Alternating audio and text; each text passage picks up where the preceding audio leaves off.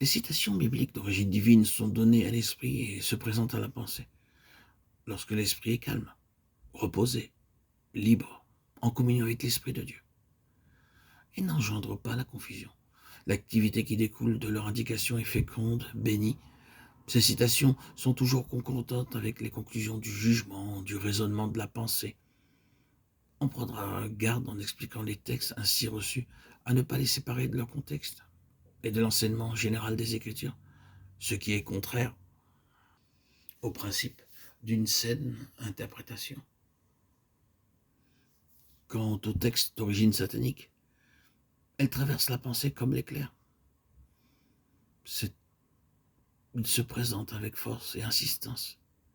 Ils viennent de l'extérieur et se présentent dans le domaine mental, ou bien ils sont dits de façon à ce que l'oreille les perçoive. Ils poussent à l'orgueil, ou bien ils anéantissent. Ils condamnent ou remplissent de contentement de soi. Ils jettent dans la confusion. La ligne de conduite choisie d'après leur indication ne donne pas les résultats espérés. D'inutiles voyages sont entrepris, la vie est brisée. Les mauvais esprits procureront quelques contrefaçons d'expérience, puis ils donneront des textes pour les confirmer.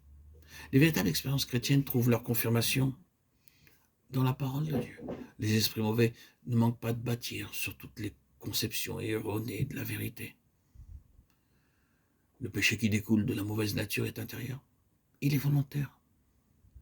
À tout le moins, il entraîne la volonté. L'homme sait que l'impulsion à pécher est péché, et cependant il y cède. Romains 6, 6, 11, 12 montre comment Dieu agit avec la nature tombée et ses œuvres quand le croyant demeure ferme sur le terrain du calvaire et saisit la croix qui est l'arme de la victoire.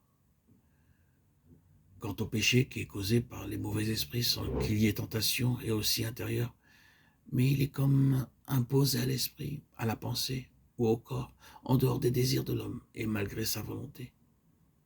Il a des pensées inexplicables, blasphématoires, des impulsions mauvaises ou des émotions inattendues, fortes, d'ordre même charnel.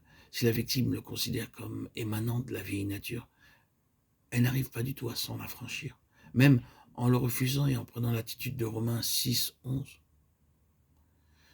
Il est nécessaire d'avoir un examen de soi à la lumière divine.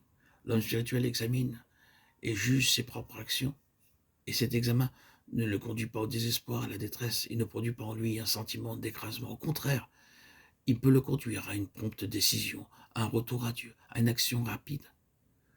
Alors le chrétien a la joyeuse assurance d'obtenir une parfaite délivrance de tout ce qui ne supporte pas l'épreuve de la lumière avec le secours du Saint-Esprit. Il est en communion avec le Saint-Esprit et il peut repartir de l'avant.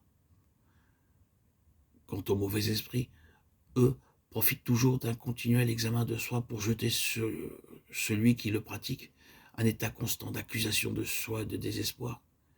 C'est tout le contraire de ce qui doit en résulter en ce qui concerne la sanctification. Au lieu de partir de l'avant, la victime se replie alors sur elle-même, elle tombe dans l'impuissance et l'incrédulité. Sachez-le, Dieu n'écrase jamais ses enfants. S'il les convainc de pécher, c'est pour leur montrer le remède. Quant aux mauvais esprits, ils poussent leurs victimes à se réfugier en elles-mêmes, intérieurement, à s'isoler du monde et de Dieu, en n'étudiant plus, examinant plus la parole. Dieu appelle les hommes à sortir d'eux-mêmes pour se réfugier en Christ.